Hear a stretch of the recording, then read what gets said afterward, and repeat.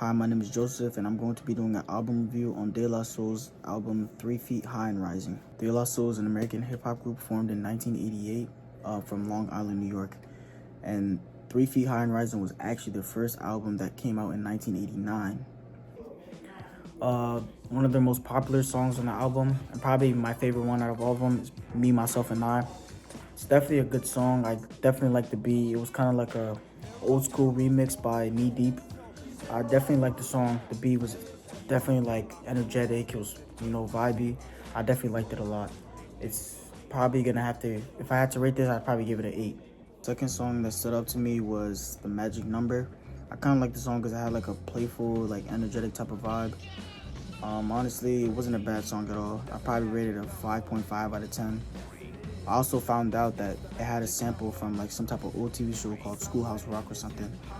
And like the song, kind of had like a lot of creativity. I kind of liked it.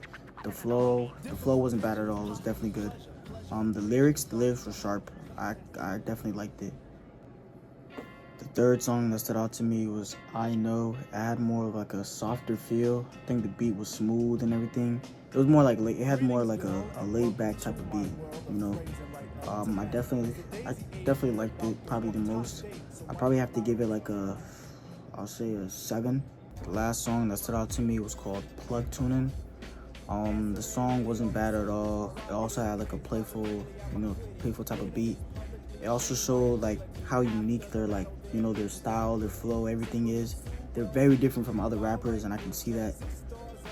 It was definitely like creative, and it showed like how confident they are and their difference in other rappers, and I definitely like that about them. I'd probably rate this, maybe like a 6. It wasn't bad at all. Listening to the album, if I had to, rate the whole album, I'd probably give it like a 6.5. It wasn't bad of an album at all.